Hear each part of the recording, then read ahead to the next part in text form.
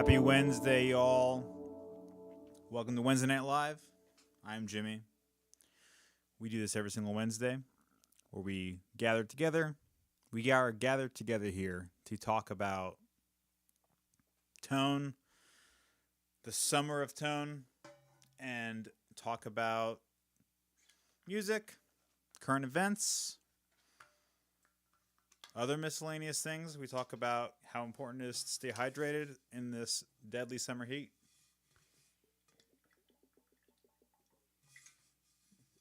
Wow, we got questions already. Let me see. We got questions already. Let me see. Okay, said more mic volume. Good to know. I'm going to turn my mic volume up more. Right? We'll see if that works.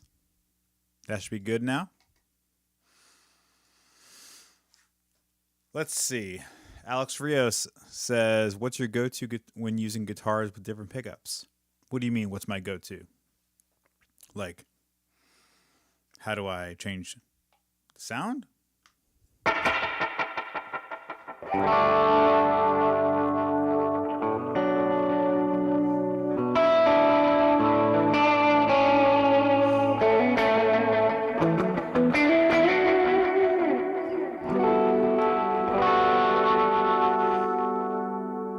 Trying something a little different tonight. I'm running all my guitar stuff in a DAW.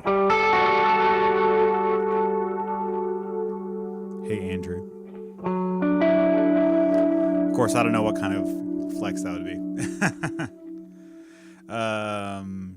See, Andrew wanted me to play the part for praise. I do have some sounds for that, actually. Let me see if I can pull one up. I think... I'm going to move my mic over here.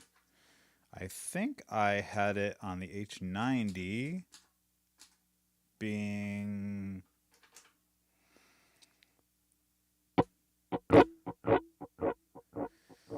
Ooh, what was it? Wasn't it like, something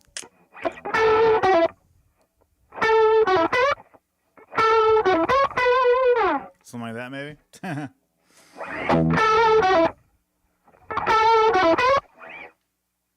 I've actually never played that song. Jesse Cox says, not a question, but I'm going to get a Clubman soon. I'm so pumped. Dude, I am so happy for you. Clubmans are awesome, man. Clubmans are dope amps. They're not quite exactly what people expect, but they're awesome. They're more Marshall-y to me. Alex Rios says, like you're playing a Les Paul, then switch to a Strat. I mean, I just take, I put back what the guitar gives me, if that makes any sense. I don't know. Hold on a second. Let me check over on the YouTube side. We are live on YouTube. If you want to hear me, if you want to hear Wednesday Night Live in full glorious stereo, hop over to my YouTube channel. Oh, wow, we got a lot of questions. Thanks to you, Brian. Says, how do you EQ your humbucker guitars? I'm having trouble getting the mud out. What's up, Anthony? Anthony was with me last week when we did this live. How do I EQ my humbucker guitars? Okay, so there's a few different tips with humbucker guitars. One of the ones, it's kind of an old school way of doing it was, say with like on Les Pauls, you have the two volumes and the two tones. One thing you can do is you can set your core tone on the guitar by basically making the make your neck pickup as clear as whatever. Basically, use your neck pickup for clarity, and then however bright that ends up making your bridge pickup, just use your tone control to bring it down a little bit.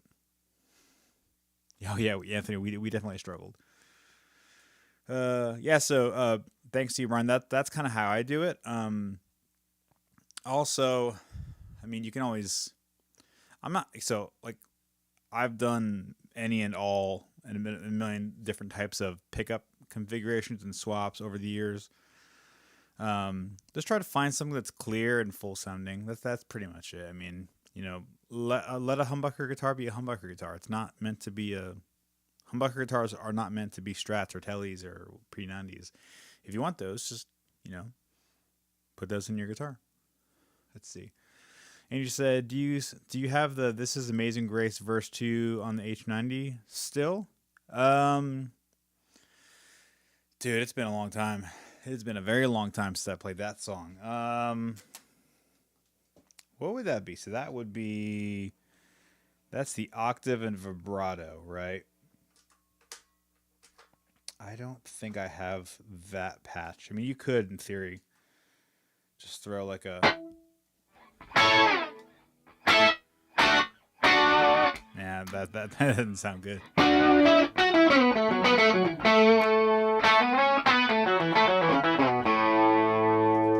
This is a I call it chorus pog or core pog.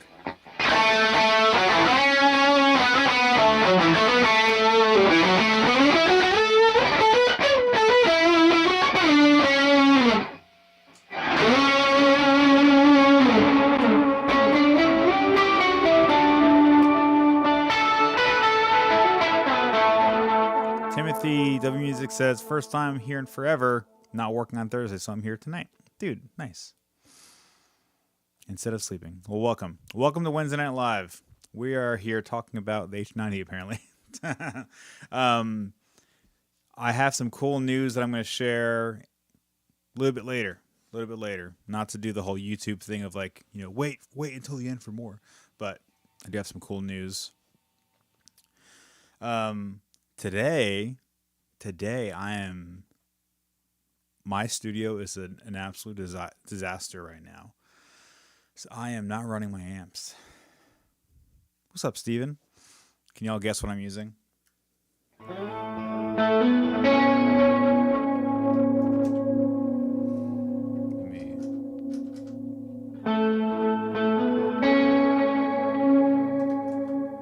Oh, I forgot. Quite a bit has happened in these last few days, hasn't it?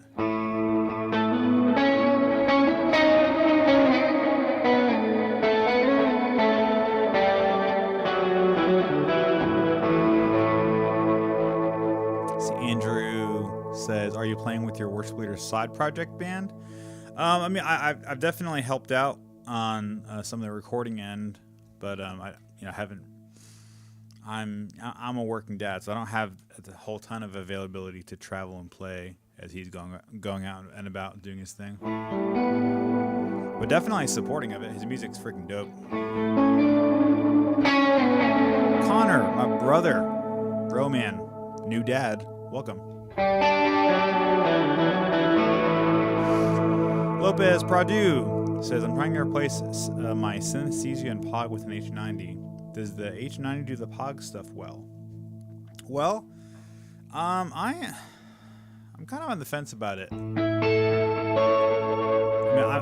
I'm using Octave right now. I'm kind of with Jake on this, where I don't really like to do like super clean octaves. Like I've never owned a Pog, or I've never used a Pog consistently. I've had them in my possession, but I've never really owned them. I do have, octave sounds like what I'm using right now.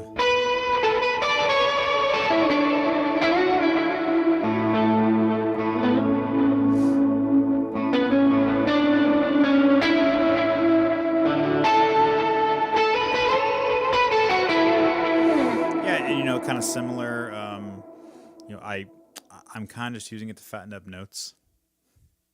I'm kind of with Jake on this, yeah. Andrew, you can ask me as many questions as you want. I'm fine with that. Last question. That being said, what I just said. As a new homeowner, what power tool brand do you go with? Ooh, that's a good one. Man, Milwaukee. That's the only answer. But I also work in construction too, so. I'm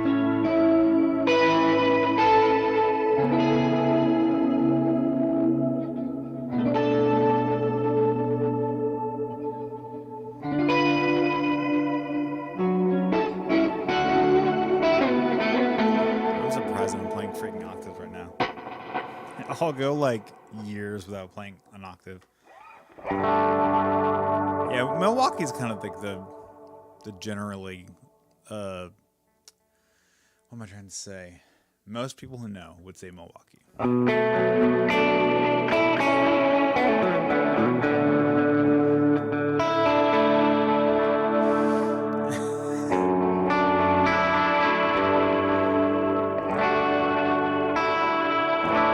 Anyway, tonight I'm playing Helix Native.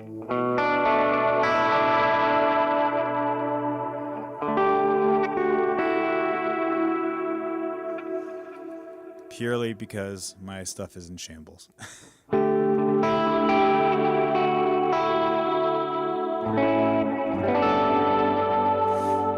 Yeah, so a few things have happened over the last few days, I guess, last week or so. Josh Flores, welcome, bro. Welcome to Wednesday Night Live.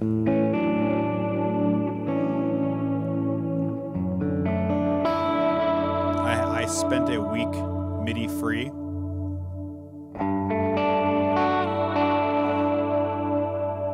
Andrew says Jimmy is playing Helix. I suppose so. In Ableton at the moment. Steven Estrada says, you don't any Neural DSP plugins? No, I don't. We got some people over on YouTube. Jason Green says, nice. Malkuth X says, do you own a hologram by a microcosm by hologram? No, I do not. I had one for like 3 days and then sold it back to Andrew Belmore, who sold it to me in the first place. Or no, he gave it to me as part of a trade. That's what he did.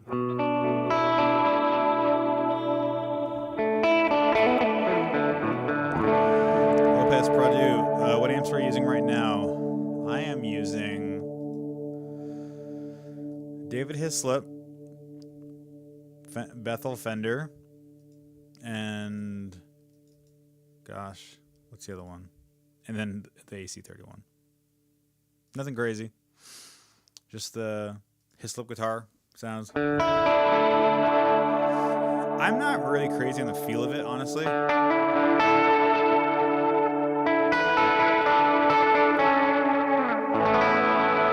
It seems quite a bit dirty to me. Like, it feels dirtier than how I would have my stuff set up. All about worship guitar. Welcome, man. How are you?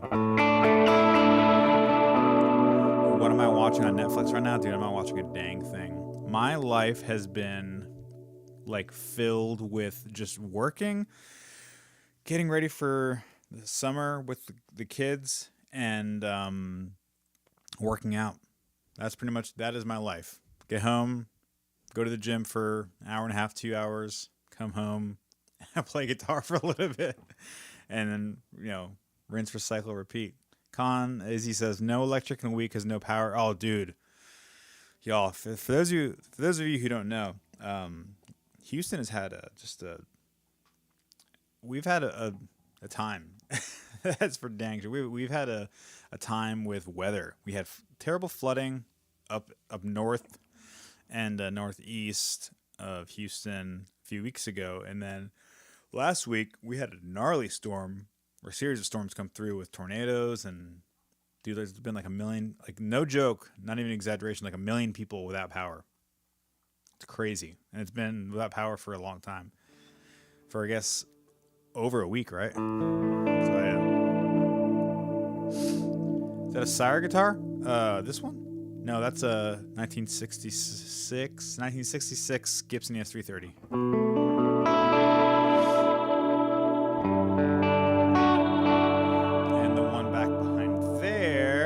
That guitar, that is a Yamaha SA30. I forgot the model name.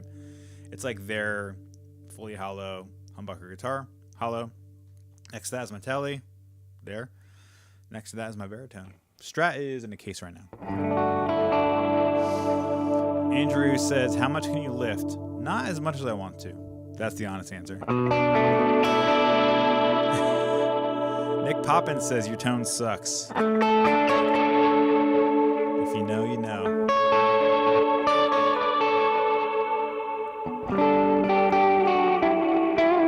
Anyway, Yeah, so is he interested in what I'm watching on Netflix? Yeah, I'm not watching anything on Netflix. Dude, I'm a YouTube guy.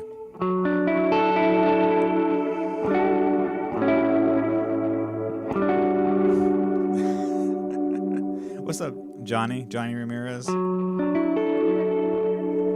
me change up the tones just a little bit. Okay, so this is a clean tone. Let me hear a little bit more of that.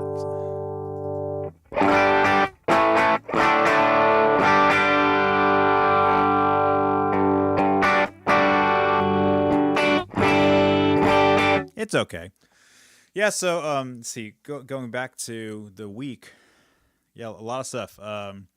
Met with Robert Diggs last weekend and bought his 1990 AC30. It is the model is called Vintage Top Boost. They were a model that eventually became the 6TB line. Killer sounding, and got some. I kind of struggled with it this past weekend at church, but at home I feel like I got some pretty great sounds. So I'm gonna bring it back to church this weekend and just mess around with it. Lopez Pardue says, "Is Texas better than Cali? I want to leave Cali." I mean, it's depending on where you live. It's not hotter than well, Texas is generally hotter than California, especially if you live on the coast. But it's not. It's like if you live in the valley, it's about the same. It's a lot more humid though.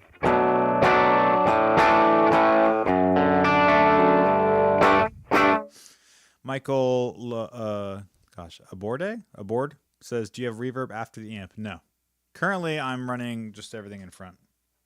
That's the Marius Mercury X. Brandon Williams, how are you, man?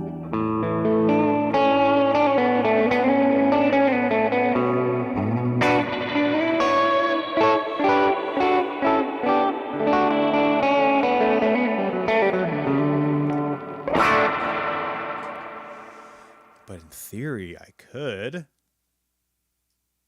I'm gonna. This would be reverb after the amp.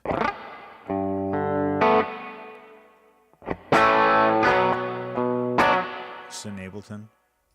Actually, I'm gonna change that reverb.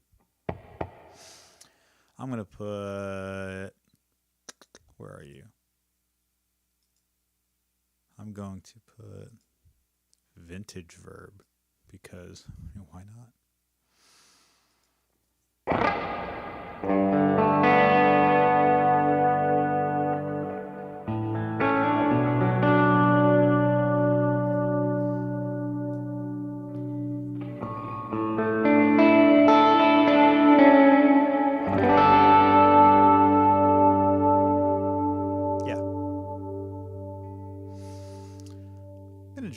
Vintage verb is great. Valhalla. Yeah, actually, I'm probably should leave that on.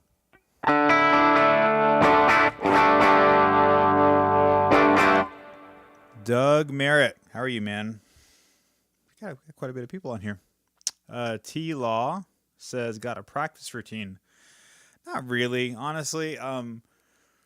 Lately, my practicing is kind of just like learning songs and kind of trying to nail down tones and parts. That being said, pretty much historically, the practice routine that I would do since I was young was just I would basically just do the John Petrucci rock discipline stretches, which is like it's like a series, or there's a bunch of different exercises, but one of them was like this thing where you position your fingers like such, and then you basically move your fingers around. It's a kind of a finger stretching thing. So you do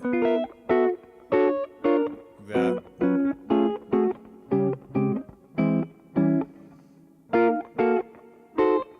That thing, kind of boring stuff, but utilitarian things that are good for getting your fingers going.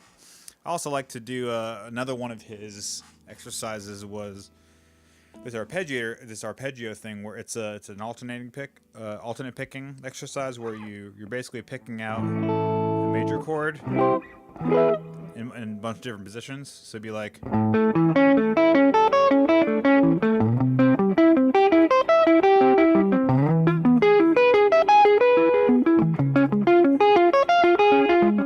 and it's things where you start on a downstroke, then maybe the next time around you start on an upstroke, and then maybe you'll do like a mixture of alternate picking where maybe you're doing 2 notes, then 1.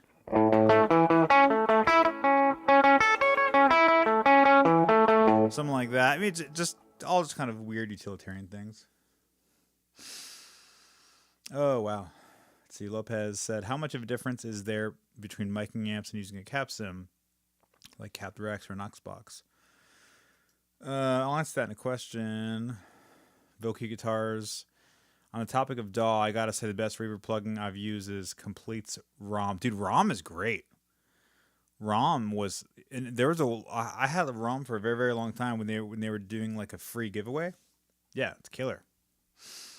ROM's great. Andrew Shively says, is it Shively or Shively? I need to know. If you were on a date with your wife, what one person in the world would you want to come up and fist bump you to impress her? That's a... What kind of question is that? Me.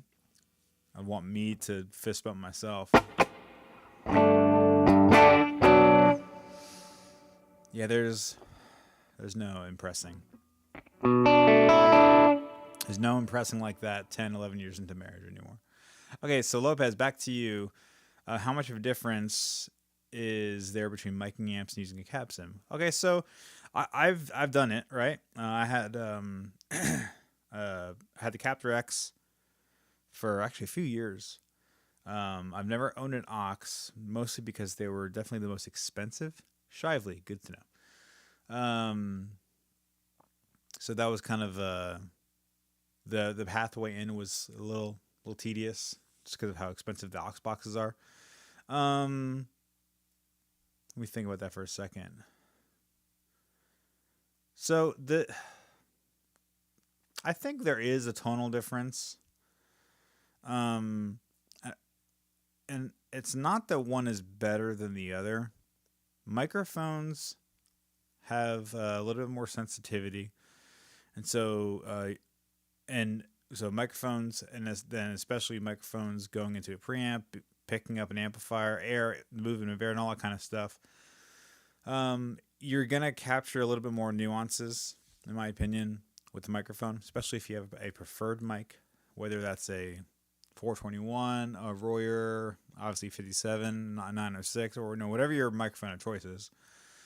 You're gonna get just a little something different.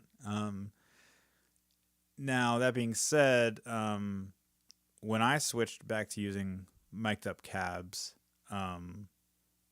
basically around the kind of across the board, production people preferred it, broadcast people preferred it, band members preferred it. They all agreed that it sounded better. So do with that what you will. That is kind of just it. So to me, it's not necessarily a matter of what's better, but what is more inspiring.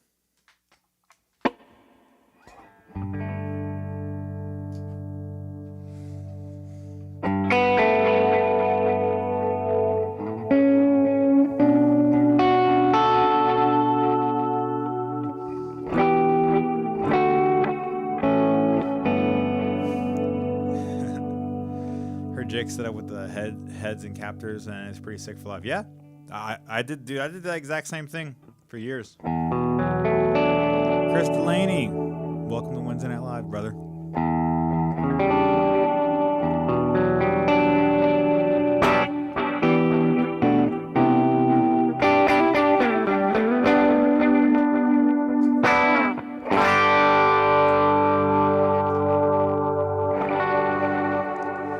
Things that was funny about from last weekend and then until this week was Oh, Jemuel, man.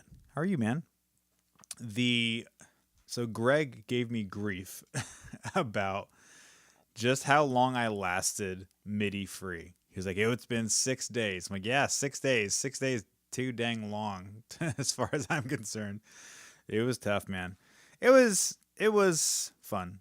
I mean, it was definitely a challenge, and I'm glad that I did it just to learn the challenge. But um, definitely realized that I really really like. Sorry. I really really enjoy what MIDI provides and what MIDI offers and the flexibility of it.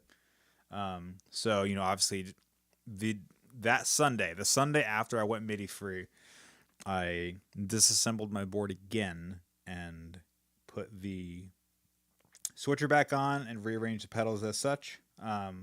Actually, going back to a first question, one of the first questions of the evening or of the night was signal chain. So signal chain right now is guitar going into my pedal board. Right now I'm using a Creation Elevation, I think it's called Elevation Plus, basically the 24x16. And the reason why I switched from the big massive flat board to this one was I wanted the what are they called? Those little like patch things that go on the side. Because what I long term what I had wanted to do is I wanted to kind of configure my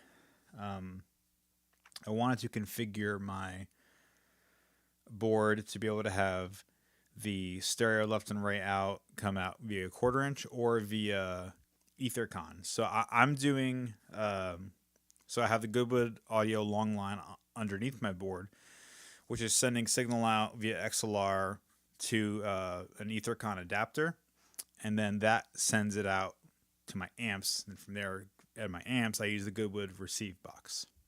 That's how I'm doing that.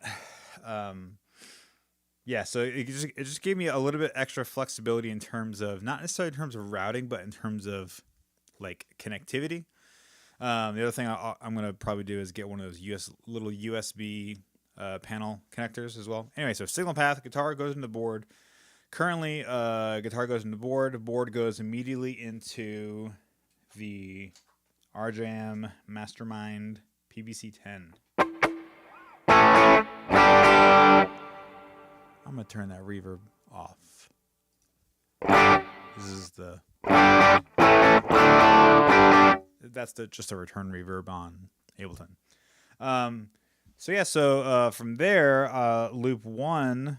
Actually, so after that, I have the RC booster, which I don't have on currently. Brennan Baird, welcome to Wednesday Night Live. We're talking signal chain right now. So this is just straight dry, not going through anything else besides guitar, the switcher, and then into the fake amps. First thing is the RC booster, which I'm literally just using just for EQ. That's really it. Just to switch it up. Jose, how are you, man? Welcome to Wednesday Night Live. You and I are going to be playing guitar this next week. So RC booster, it's just a utility pedal for EQ and gain depending on the guitar I'm using. That is not in the switcher. That is outside of the switcher, so that I can very quickly and easily turn it on and off however I want to. So I have the version 2, which has the extra boost. What I want to do is I want to see if I can get the extra foot switch to be able to be foot switchable via one of the function jacks on the PBC. If I can do that, then I can kind of set it as like a control thing on the PBC. Anyway, so that's that. Loop 1 is the Case Study Effects Studio compressor. I mean, it's a compressor, not really doing a whole ton.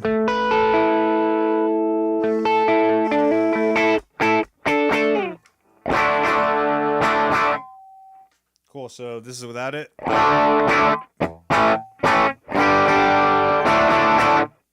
This is with it.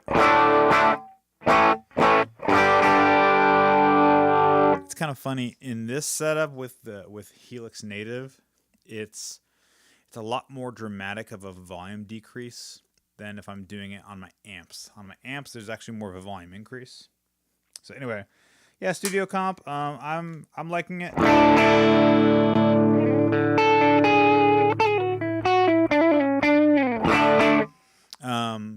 I do not keep my compressor on all the time. I have it in a loop and I turn on as I want it. I like it for an effect.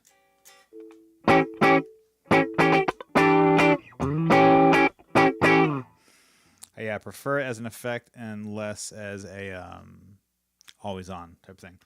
After that, I'm going into the Nordland ODRC.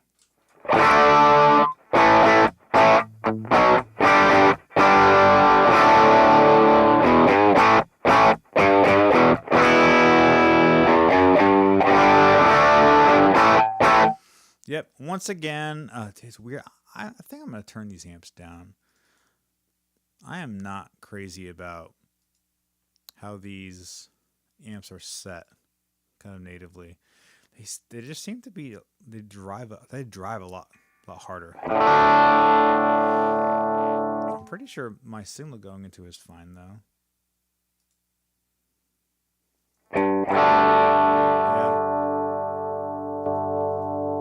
Yeah, I don't know. Anyway, I'll leave that alone. Just another reason for me to confirm that I don't really like Helix all that much. Cool, yeah, so that's the Nordland ODRC. After that, I have the case study effects Aspen. And actually, I don't really have it that gainy. I did a session today where I needed it a little bit more gain.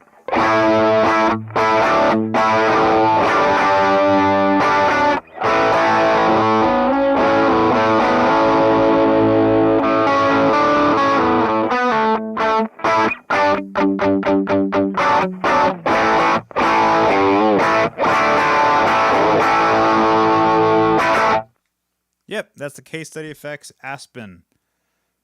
It's a drive. I like it. After that, I have the Klon KTR, which is really just acting as a boost.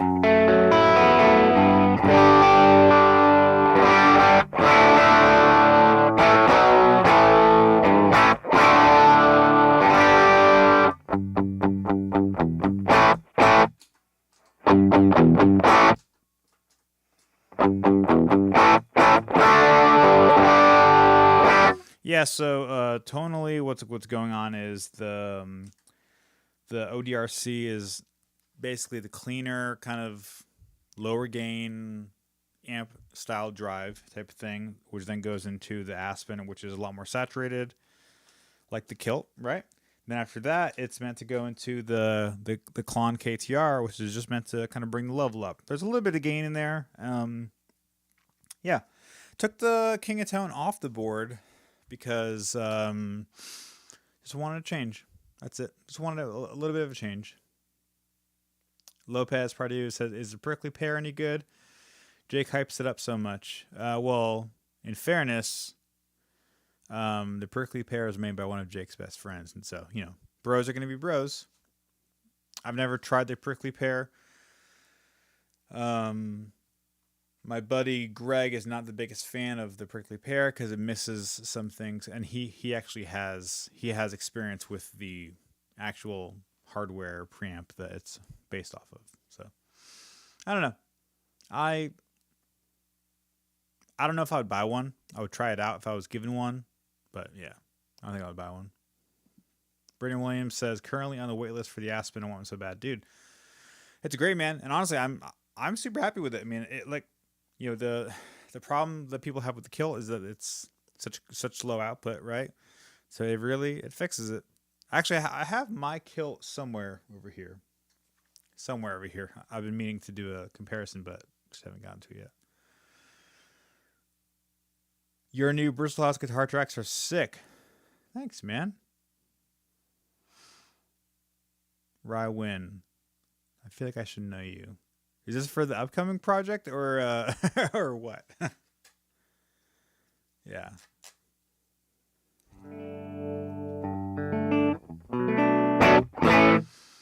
Timothy W Music says, does the Aspen have any MIDI? No. Number 100 something on my wait list. I'm so excited. Yeah, dude, it's awesome. I've tried to make it a point to not like hype stuff up. I use what I use, and I like what I use. So trying as hard as possible to not be like that guy who's taking pedals from companies and being like, oh, this is the best thing, and then selling it. No, that's terrible business. Oh, nice. Yeah. Sick. Yeah, Carson. Yeah. Yeah, I love Carson, man. He's such a killer guy. Let me see. Oh gosh. Let's see.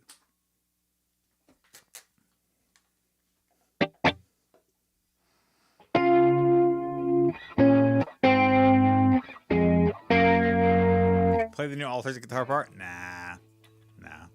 Gotta make him wait.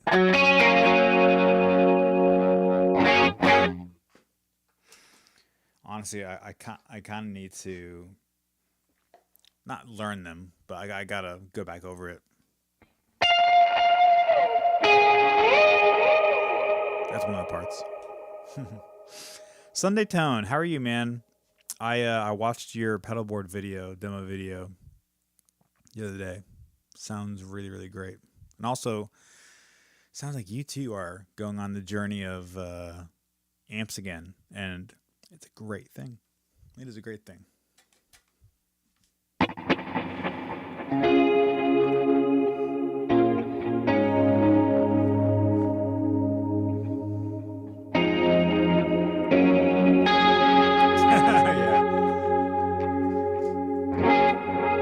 Yeah, that session was interesting. It was fun. It was interesting.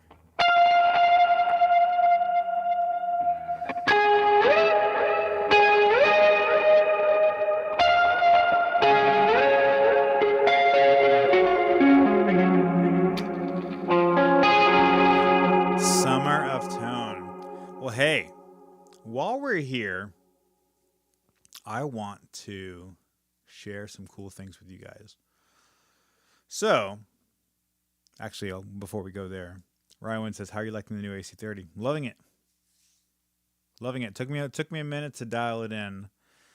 But I spoke to Kenyon Reed. He gave me some good advice. Dude, it's been forever since I've owned an AC30. Just straight up. So I got kind of lost. Timothy W Music says, man, I broke back out my tube amp again, using it in a couple weeks. Need to stop scheduling myself for bass. Yeah. Oh, it's just so much fun. Carson.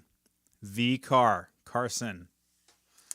Well, hey guys. So I kind of briefly alluded to it in my stories earlier today, but some news I wanted to share with you guys is I am going to be selling merch.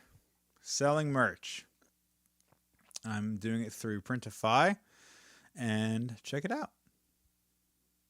Let's see. Actually, no, that's not going to work. Ah, gosh. Let's see how that looks.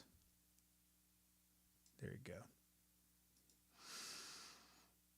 Here we are. Okay, so I'm gonna send. I'm gonna post the link to my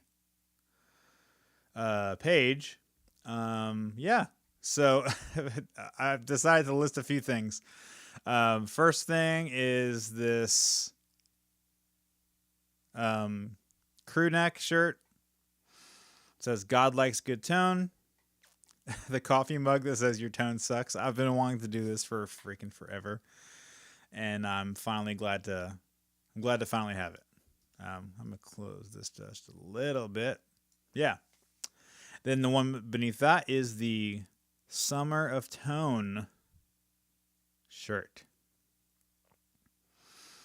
Yeah, this is exciting. I know. Here's the thing.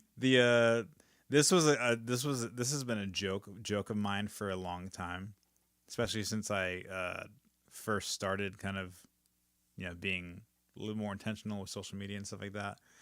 I always wanted to get I just thought it'd be so funny to like find all like your favorite whatever worship guitar influencers and send them this.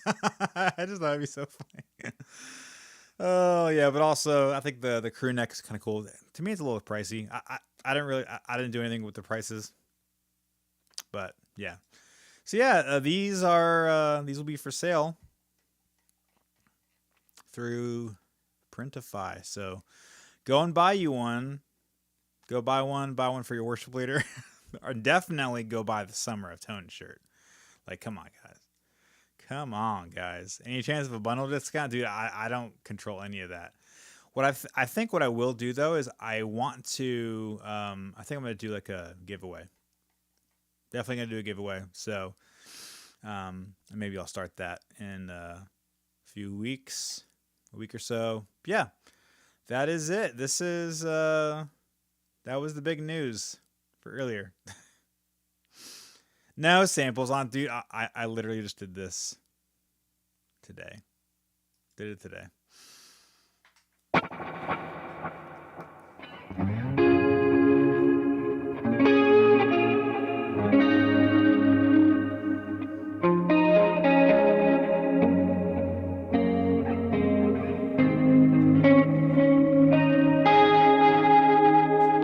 Someone told me that I need to send the Your Tone Sucks coffee mug to Josh Scott at JHS.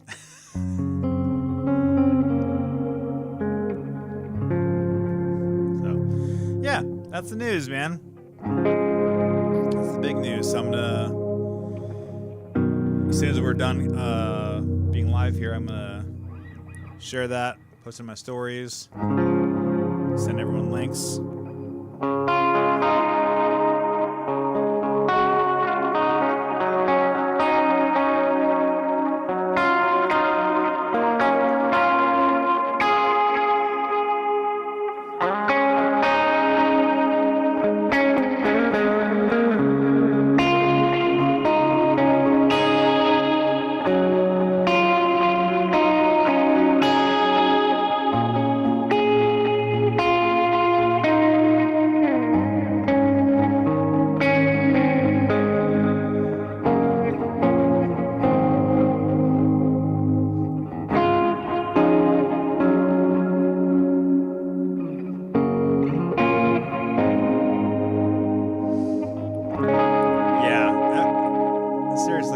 Everyone buy the mug, share it,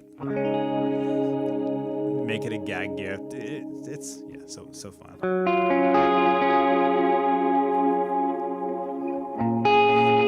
Also, me and Jake were talking about this the other day. So I am convinced that it was his idea to have like the quote Summer of Tone. And I have no recollection of me starting it. I thought it was him. Whereas he's like, no, it was all you. I'm like, okay, well. I just think it's funny.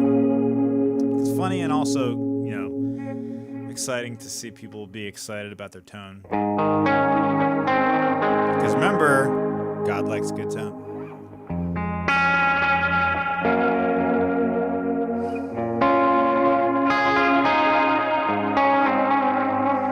Timothy, I'm going to share it in my stories as soon as I'm done.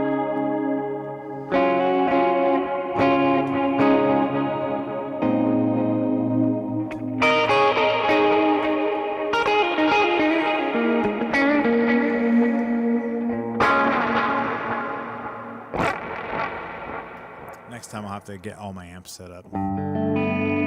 This is fine, but yeah, it is not it for me. Casey Fitzgerald says that ES300 behind you. This one, that is an ES330. Yes, yeah, you're correct. ES330.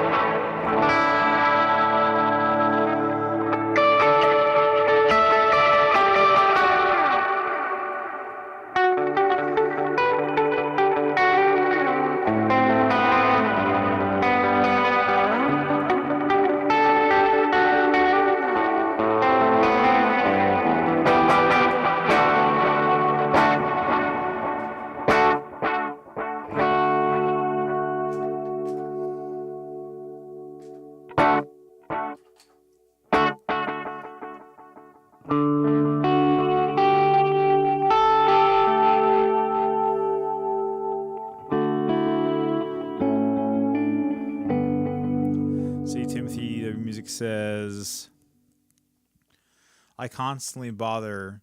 Are you faster about his tone? Wait, what? What is going on here? Because he plays electric every once in a while to the point where it's become a joke. Yes. Okay, I got it. I get it. Oh my gosh. Well, I definitely tried to read it. Play the New Year's Day solo. Oh, what is that one? I don't know. It's weird. I probably should know more U2. I'm definitely familiar and I'm a fan of theirs, but I'm more of a rock player. Well, even for I'm more of like a rock and progressive rock player. So some of those things I just kind of missed. Got it. Okay, youth pastor. Buy for your youth pastor. Buy for your worship pastor. Oh my god.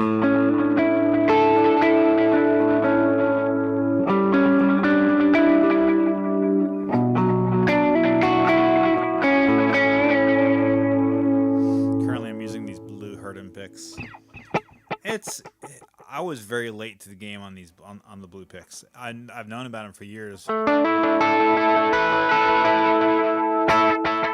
don't really. I'm not a huge fan of how they actually feel when you're not playing the textured side. I still prefer the orange Dunlop, but someone on YouTube says, "Do you know Queens of the Stone Age?" I do know of them. I don't really know any of their songs. Ooh, Jake Odell says, "Is it important to get a cab that matches the amp?" I got a used Bad Cat head. That's a good question. So with cabs, yeah, I think obviously getting a matching cab would probably be the easiest like way to get like the intended sound. If that makes any sense? Like the amp designers and builders have an intended sound for what they want their stuff to sound like through your stuff, right?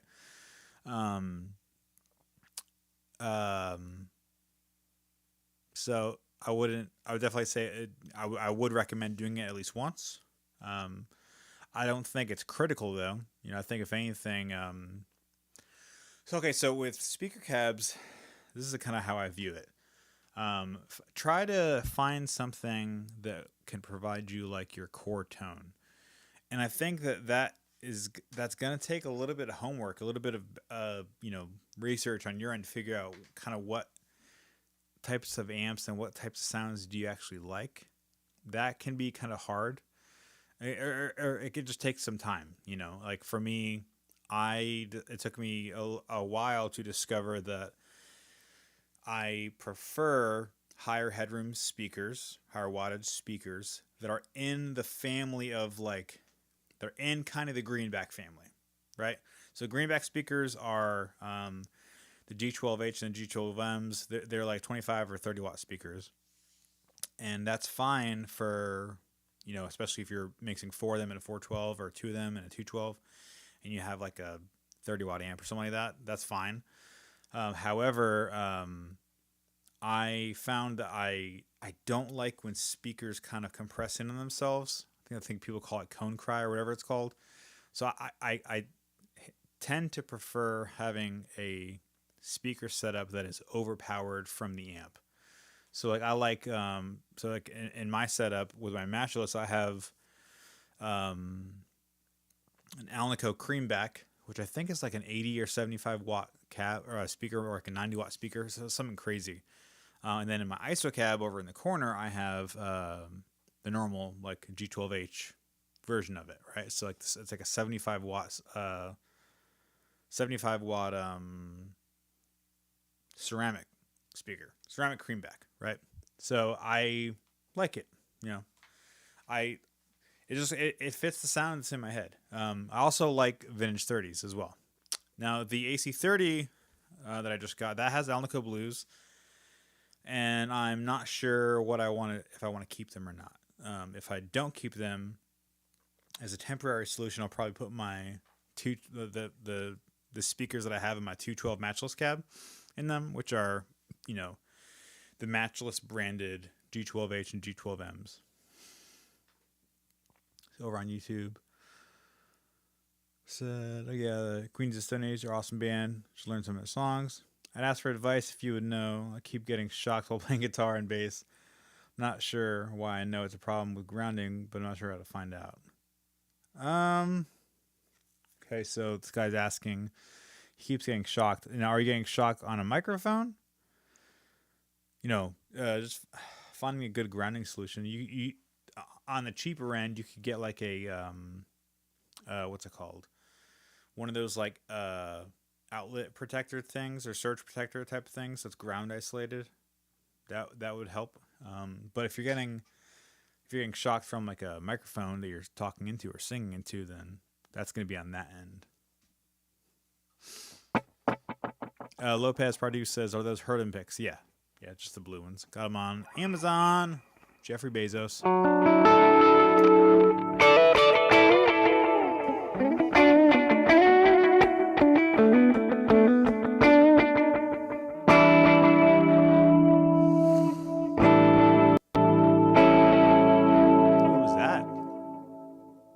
What was that?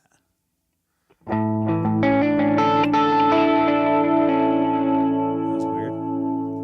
I heard something in my ears.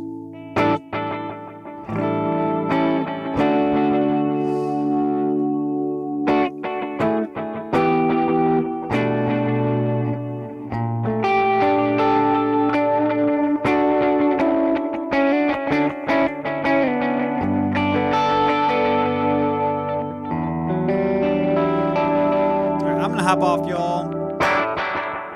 I am gonna hop off, but before I do, thanks y'all for joining me tonight on Wednesday Night Live. We do this every single Wednesday, talking guitar stuff, talking gear, talking current events, talking about why your tone sucks, and all these other things. So, like I said before, if you want to hear this on full glorious stereo, head over to my YouTube channel. These are always live, and they're also saved over there. So. You guys have a great night, and like I said, check out the store. All right, check out this link that I'm going to be sending y'all, and enjoy the cool merch. Pick up yourself a Summer of Tone shirt. Pick up Your Tone Sucks coffee mug, or a God Likes Good Tone crew neck. Definitely get the Your Tone Sucks coffee mug for all the people in your life that are giving you grief. So, all right, you guys have a good night. I am going to head off and go to bed. Have a good night, y'all.